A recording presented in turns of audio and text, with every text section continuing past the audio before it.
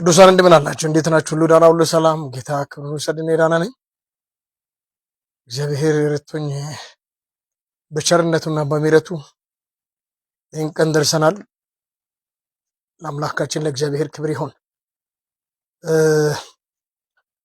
እግዚአብሔር ዛሬ ለሁላችንም እግዚአብሔር ይናገረናል።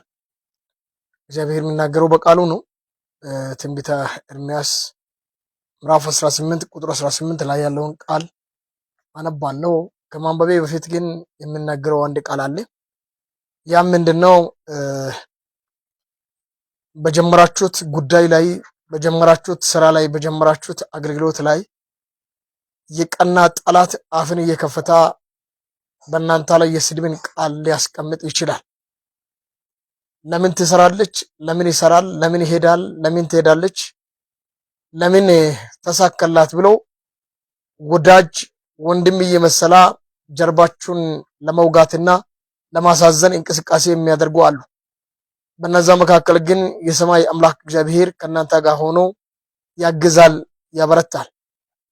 በዚህ ቦታ ላይ የምንመለከተው ኤርምያስን ነው። ኤርምያስ ታላቅ ነቢይ፣ እግዚአብሔር የጠራ የእግዚአብሔር ጥሪ የነበረ ሰው ነው እና በይሁዳ ምድር፣ በእስራኤል ምድር ላይ እግዚአብሔር ጠርቶት እያለ ግን ብዙዎች እንደገና ማለት ነውና እሱ የሚናገረውን ቃል ሊሰሙ ፈቃደኞች አልነበሩ። ምክንያቱ ከራሱ ፈጥሮ ከራሱ የሚናገረውን እና ሐናኒ የሚባሉ የሐሰት ነቢያቶች ከብሮ እሱ ግን በብዙ አቅጣጫ ሲሰደብና እና ስግደት ሲገጥመው እንመለከታል። ቁጥር 18 ላይ የሚለው ቃል እንዲህ ነው። ቃሉ እንዲህ ነው የሚለው፣ እነርሱም ሕግ ከካህናት ምክርም ከጠቢባን ቃልም ከነቢያት ስለማይታጣ ኑና በኤርምያስ ላይ እንማከር፣ ኑ በአንደበታችን እናጥቀው፣ እርሱ የሚናገረውንም ሁሉ አንሰማ ብሎ ሲናገሩና ሲከራከሩ እንመለከታለን። እነዛ ሰዎች አመፀኞች ናቸው። እግዚአብሔር የቀባውን ሰው፣ እግዚአብሔር የጠራውን ሰው፣ እግዚአብሔር እንደገና የራሱን ሐሳብ ያሰፈረውን ሰው ሲያሸማቅቁና ሲሳደቡ እንመለከታለን። እግዚአብሔር ደግሞ ከኤርምያስ ጋር ስለነበረ እነሱ የሚናገሩት ቃል በኤርምያስ ላይ ምንም ሊያደርግ፣ ምንም ሊሰራ፣ ምንም እንደገና ተጽዕኖ ሊፈጥር አልቻለም። እግዚአብሔር የጠራቸውን ሰዎች፣ እግዚአብሔር ያለውን ሰው ጠላት፣ ሁኔታ፣ ክፉ ሰዎች መንገድ ላይ ሊያስቀሩት አይችሉም። ግን በአንደበት በብዙ አቅጣጫ እንደገና እየተናገሩ ለማሸማቀቅ ሙከራ ያደርጋል። ኤርምያስን የምንመለከተው እነርሱም ሕግ ከካህን ምክርም ከጠቢብ ቃልም ከነቢይ አይጠፈምና ኑ በኤርምያስ ላይ ሐሳብን እናስብ፣ ኑ በምላስ እንመታው፣ ቃሉንም ሁሉ አናዳምጥ ብሎ እንደገና እንደተናገሩት መጽሐፍ ቅዱስ ይናገራል ማለት ነው። ኤርምያስን ለምንድን ነው የጠሉት? ኤርምያስን ከካህን ኤርምያስን ከጠቢብ ለምንድን ነው ለይቶ ያዩት? ቃል ከነቢይ አይጠፋም ብሎ እንደገና አምነዋል። ቃል እንደገና ማለት ነውና በኤርምያስ ላይ እንደነበረ ያውቁ ነበር። እግዚአብሔር ደግሞ ወደዚህ ምድር እንደገና ማለት ነው ኤርምያስን እንዳመጣ እነሱ ያውቃል። ግን ኤርምያስን በምላስ ኤርምያስን እንደ ወንጀለኛ፣ ኤርምያስን እንደ ማይረባ፣ ኤርምያስን እንደገና ማለት እግዚአብሔር እንደማያውቁ አድርጎ እንደገና ማለት ነውና በኤርምያስ ላይ የወንጀልን ቃል እየተናገሩ በአንደበት እንደገና ለማሸማቀቅ እንደተነሱ መጽሐፍ ቅዱስ ይናገራል። ዛሬም ግን አንድ ነገር እናገራለሁ። ለማሸማቀቅ ሙከራ የሚያደርጉ፣ መንገድ ላይ ለማስቀራት ሙከራ የሚያደርጉ፣ ባልሰራችሁት ነገር ላይ እንደ ወንጀለኛ አድርጎ በምላስ ለመምታት ለማስመታት እና ህብረቱን እያደራጃ ያለው እንደ ወንጀለኛ ሊቆጥር የተነሳው ራሱ ይዋረዳል። እናንተ ግን እየጨመራችሁ ከፍ እያላችሁ ትሄዳላችሁ። እናንተ አንገት እንድትተፉ፣ ነገሮቻችሁ ሁሉ እንደገና ማለት መስመር እንዲበላሽ፣ እናንተን ለማስለቀስ፣ እናንተን ለማስጨው፣ እናንተን ለማስቆጣት በእናንተ ላይ ቆሞ በምላስ እንምታ ብሎ ግሩፕ እየፈጠረ ያለው እሱ በድንገት ይመታል። እናንተ እንደገና ማለት ነው እየጨመራችሁ ከፍ እያላችሁ በጌታ በኢየሱስ ስም መሄድ ይሆንላችኋል። ለብዙ ሰዎች ሼር አድርጉ። ብዙዎቻችሁን በምላስ ሊመታ፣ ብዙዎቻችሁን ለማሳዘን፣ ብዙዎቻችሁን እንደማትረቡ አድርጎ እንደገና ሊቆጥር፣ ብዙዎቻችሁን እንደገና የትም እንደማትደርሱት አድርጎ ኑ ክፉ ምክር በላዩ ላይ እናድርግ፣ እንሰብሰብ፣ እንደ ወንጀለኛ እንቁጠር ብሎ የተነጋገሩትና ያሰቡት እስከሚዋረዱ ድረስ የሰማይ አምላክ እግዚአብሔር እናንተን በጠላቶቻችሁ ፊት ለፊት ከፍ እያደረጋ የአውሬን ቀንድ እየሰበራ እናንተን እግዚአብሔር በምድርቷ ላይ ገናና ያደርጋችኋል። ይህንን መልእክት የሚሰሙ ሴቶችም ወንዶችም ሕፃን አዋቂ የጸሎት ሰዎች እግዚአብሔርን ይዛችሁ እግዚአብሔር እንደገና ማለት ነውና ወጣችሁ እያገለገላችሁ እየጸለያችሁ እያላችሁ በአንደበት እንመታለን ብሎ የተሰበሰቡትን የነሱን ምክር እንዳትቀበሉ ከናንተ ጋር ያለው ከነሱ ጋር ካለው ይበልጣልና። ኤርሚያስ እውነተኛ ነብይ ነው። ኤርሚያስ እግዚአብሔር የጠራ ሰው ነው።